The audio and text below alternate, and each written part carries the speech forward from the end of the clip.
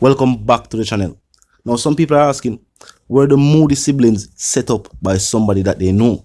Meaning, from the voice note circulating social media, the individual who is claiming responsibility for perpetrating the crime is saying that they had intel that the Moody siblings had the money at their home. How would this individual know if the other part of the voice note is that the Moody siblings stole the money from their boss, which sounds like it's also his boss?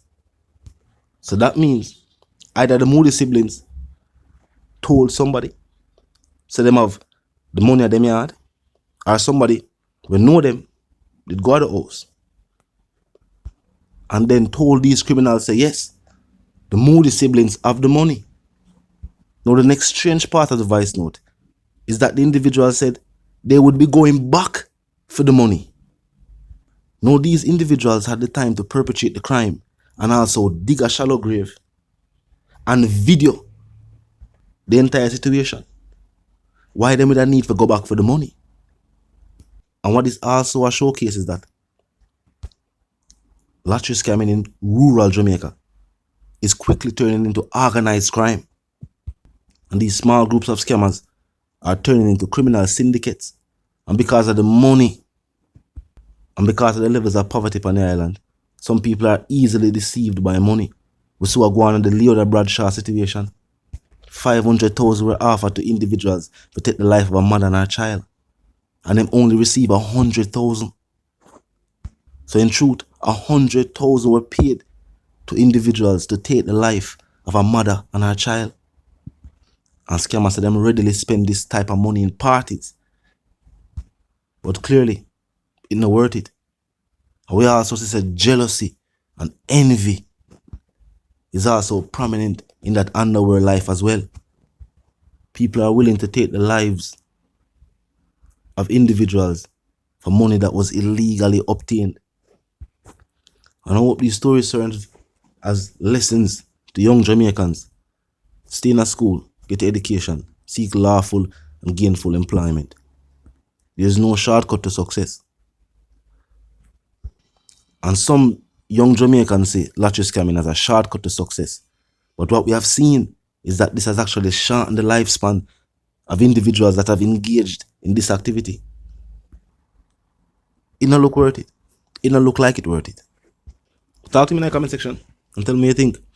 Now on to the other stories making headlines today, as the police force has launched a full investigation into the death of Miss Silvera, the deceased wife of a former member of parliament. Now we couldn't hear what going on, they will continue reasoning. Look and listen. I just spoke with the Deputy Commissioner of Police in charge of crime and security, Fitz Bailey, who has confirmed that the death of Melissa Silvera is being treated as a homicide. He has confirmed that a murder investigation is now underway, Cliff. Well, since we broke the story yesterday evening, this has been reverberating around the country, and in particular in St. Andrew, where the Silveras are well known. Melissa was the daughter of the late Leslie Davis, who was a very strong stalwart of the People's National Party, worked closely with a number of former cabinet ministers and former Prime Minister P.J. Patterson. And Melissa and Jolan Silvera have been married for about since 2015. And the news that this is now a murder investigation is sending shockwaves, because when she died on November 10, approximately 6 weeks ago, the theory was that she went to bed and just died in her sleep. Well, things took a turn when the postmortem report came back yesterday and showed that she had 3 gunshot wounds, we're told, if not more. Yes. And that is setting the cats among the pigeons. Yes, at least 3 gunshot wounds is what I heard from yesterday. And what we are certain of is that Julian Silvera has retained a King's Counsel to monitor things on his behalf.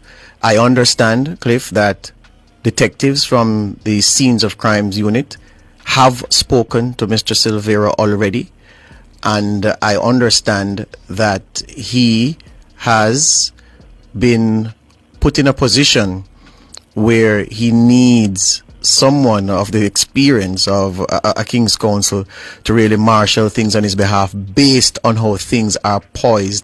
Now, Queen's Counsel, the Champagne, who's representing the husband of Miss Silvera, is asking for the public and the media to avoid speculations and wait for the police to give their official report, even though what has been made known to the media is that the police are launching an investigation.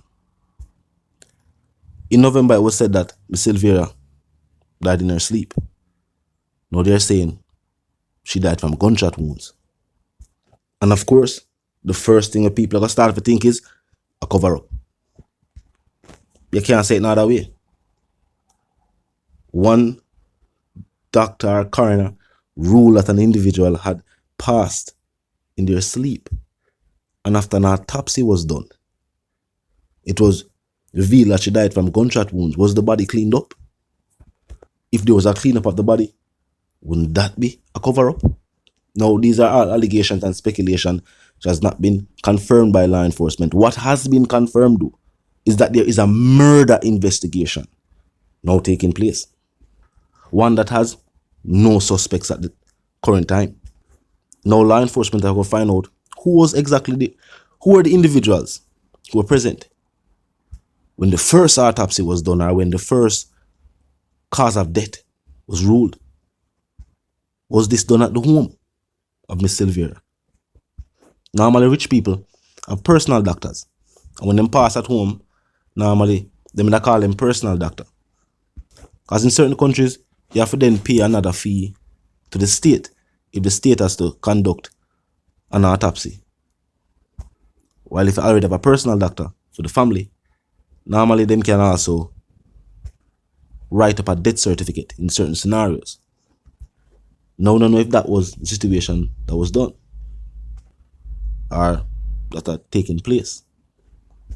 But to go from dying in sleep to die by gunshot wounds, very, very far.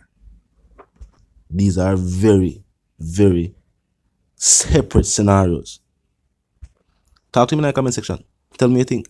Now, aren't the other stories making headlines today? Now, are you a citizen from overseas has exposed the Jamaican healthcare system? This not look good for the government. Look pan what go on, they will contain the reason. Look and listen.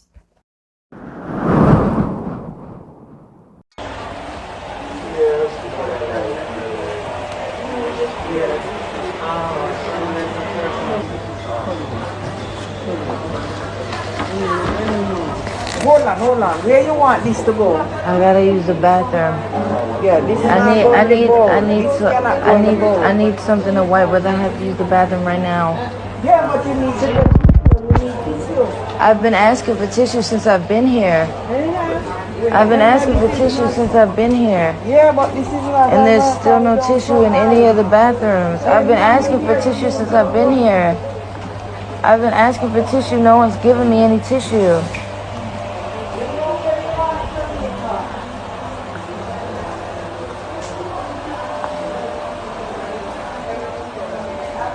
I also need another diaper. I need another diaper and I need some tissue. I've been asking for tissue since I've been here, and now she's mad because I'm using paper towels. What else am I supposed to do? Can I have a diaper, please? This shouldn't be like pulling teeth. This is. We don't provide those personal things for patients. How am I supposed to know that when I'm not from here? That's what I'm trying to tell you. Okay, so somebody should have. No, this don't look good. This definitely look good. And the explanation being given to this person, this lady, by this other nurse lady. Well, she did seem like she has searched for something to give her for, assist, which is the job of a nurse. The explanation given no sound good. Not for herself, not for the healthcare administration.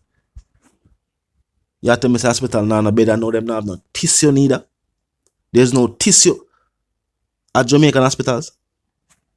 And at one point, some say it was heard, allegedly, that the nurse said this was not a bread and breakfast, like an Airbnb,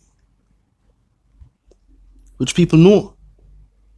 I know the constraints of the system and the lack of funding, but notice you. Talk to me in the comment section, tell me what you think. Now, if you're new to the channel, it's a pass through, click subscribe icon, then the bell icon, and put it on all. And this is how all individuals will be notified when new content is on the platform. Now, until the reason again, my sentiments for you and yours are for to live, love, and prosper, and for to stay tuned.